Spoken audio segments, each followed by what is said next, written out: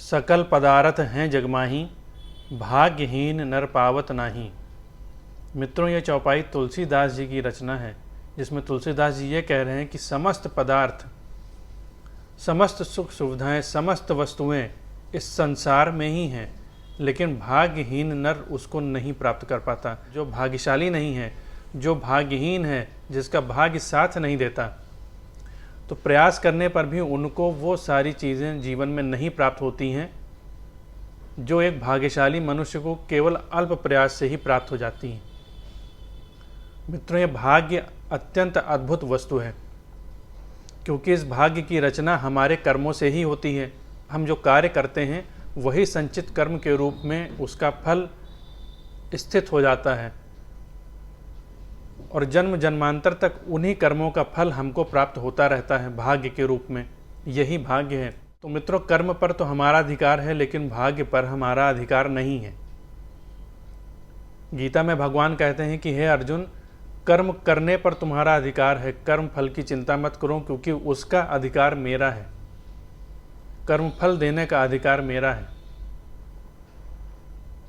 तो इस प्रकार हम देखते हैं मित्रों कि कर्म और भाग्य दोनों एक ही सिक्के के दो पहलू हैं, उनको अलग नहीं किया जा सकता, क्योंकि कर्म का फल ही भाग्य है, और भाग्य के वश ही आदमी को, मनुष्य को जीवन में सुख सुविधाएं, भोग, उन्नति, धन, वैभव, कुटुंब और साथ में ईश्वर की प्राप्ति भाग्यवश ही होती है। महापुरुषों का मिलन भाग्यवश ही होता है। तो इस प्रकार से ये देखा जाए कि सांसारिक वस्तुओं से लेके और आध्यात्म तक सभी जगह भाग्य का अत्यंत प्रबल प्रभाव है, क्योंकि भाग्य प्रबल होने पर ही महापुरुषों की कृपा भी प्राप्त होती है, और भाग्य प्रबल होने पर ही जीवन में सांसारिक वस्तुओं में सुख सुविधाएं प्राप्त होती हैं, जीवन में सुख प्राप्त होता है, धन प्राप्त होता है, व्यवसाय प्राप्त होता है। तो इस प्रकार मित्रों, भाग्य की अवहेलना जीवन में नहीं की जा सकती। बहुत से लोग ये तर्क देते हैं कि हमारा भाग्य हमारी मुट्ठी में है, हम कर्म के आधार पर भाग्य बदल सकते हैं। तो यदि ऐसा संभव होता तो प्रायः सभी मनुष्य अपना भाग्य बदल चुके होते, लेकिन ऐसा होता नहीं। भाग्य बदला नहीं जा सकता। प्रबल कर्म द्वारा, प्रचंड कर्म द्वारा भाग्य को या दुर्भाग्य को टाला जा सकता है, लेकिन उसको रोका नहीं जा सकता।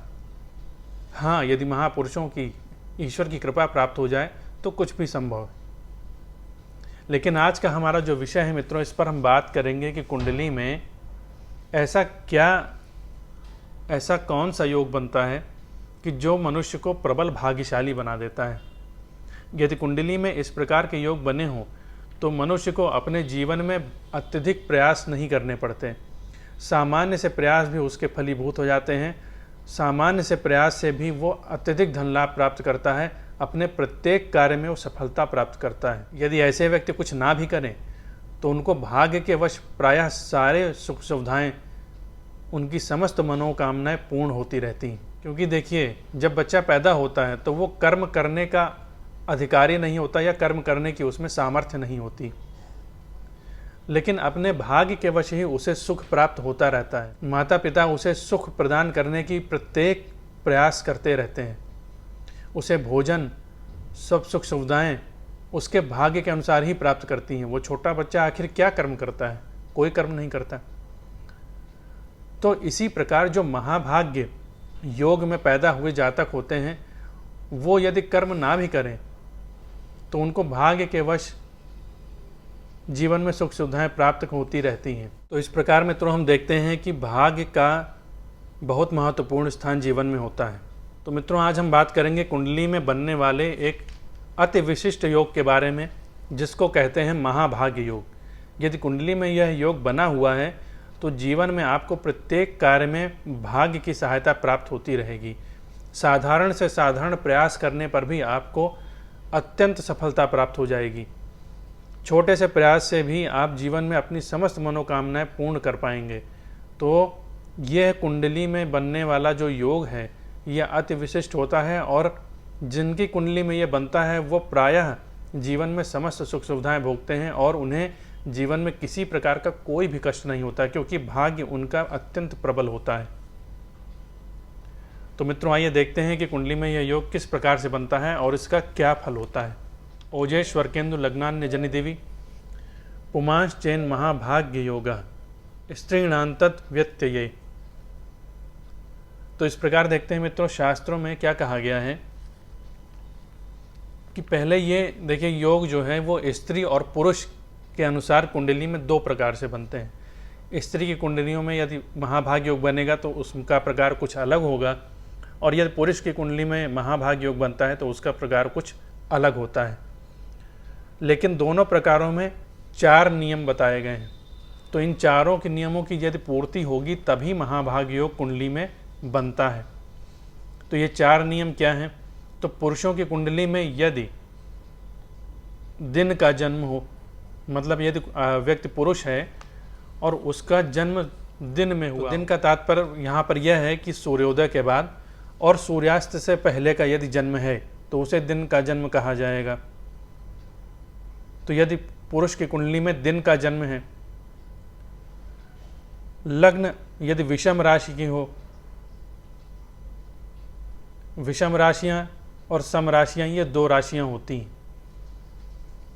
तो यानी जो हमारे ऑड नंबर्स होते हैं, जो विषम नंबर होते हैं वो विषम राशियां होती हैं। तो विषम राशियों में देखिए मेष, मिथुन, सिंह, तुला, धनु और कुंभ, ये 6 राशियां विषम राशियां कही जाती हैं या पुरुष राशियां कही जाती हैं। और जो इसके अतिरिक्त जो राशियां बचती हैं वो स्त्री राशियां बचती हैं, उनको स्त्री राशि कहा जाता है। तो यहाँ पे ये देखिए कि एक तो दिन का जन्म होना चाहिए, साथ में जो लग्न है, जन्म लग्न है, वो विषम राशि की होनी चाहिए। इसके साथ में चंद्रमा भी विषम राशि में होना चाहिए और इसके साथ में सूर्य भी विषम राशि में होना चाहिए। तो यहाँ देखिए 4 नियम बता दिए गए हमें कि दिन का जन्म हो, और जो सुदर्शन चक्र है, यहाँ देखिए सुदर्शन चक्र कहा जाता है कि जो 3 लग्न हैं, यानी जन्म लग्न, सूर्य लग्न और चंद्र लग्न, ये तीनों विषम राशि में हो। तो पुरुष की कुंडली में यदि यह योग बनता है तो वह पुरुष महाभाग्य योग में उत्पन्न हुआ होता है, उसकी कुंडली में महाभाग्य योग की रचना होती।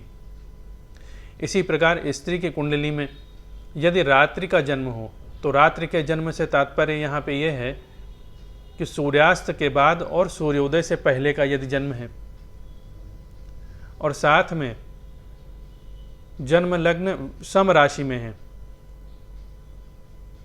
चंद्रमा भी सम राशि में है और सूर्य भी सम राशि में है, यानी जो सुदर्शन चक्र है, यानी लग्न त्रयी हैं, जो जन्म लग्न, सूर्य लग्न और चंद्र लग्न, ये तीनों सम राशियों में हो, स्त्री राशि में हो, तो ऐसा योग यदि कुंडली में बनता है तो वो स्त्री को महाभाग्य योग की रचना कुंडली में हो जाती है।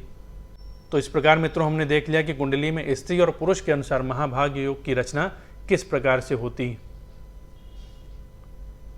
तो ये महाभाग्य योग मित्रों देखिए, इसका एक जो तार्किक इसका विवरण है वो ये है कि देखिए कुंडली में दिन में सूर्य बली होते हैं, तो पुरुष ग्रह सूर्य हैं और स्त्री ग्रह चंद्रमा हैं। तो जब पुरुष ग्रह यानी सूर्य प्रबल होंगे तो उसमें पुरुषत्व की विशेष वृद्धि होती है। इसके साथ में यदि लग्न भी पुरुष राशियां हैं तो उसमें पूर्ण पुरुषत्व होगा। तो यदि अपने स्वभाव के अनुकूल यदि हमें योग प्राप्त होता है, यानी पुरुष हैं तो पुरुषत्व का यदि पूर्ण योग हो रहा है कुंडली में, तो निश्चित रूप से मान लीजिए कि उसको जीवन में भाग्य से संबंधित कभी कोई समस्या नहीं देखनी पड़ेगी, उसमें पुरुषत्व का पूर्ण विकास हो जाएगा। इसी प्रकार से चंद्रमा स्त्री कारक है, तो यदि रात्रि का जन्म होगा तो चंद्रमा प्रबल होंगे। तो एक तो ये प्रबलता हुई, साथ में जो लग्न त्रयी हैं, सुदर्शन चक्र जो है, यानी आपकी जन्म लग्न, चंद्र लग्न और सूर्य लग्न, यदि ये तीनों सम राशि में हैं तो सम राशि में होने के कारण ये स्त्री राशि में हो गई, तो इसमें स्त्रीत्व की प्रधानता हो गई।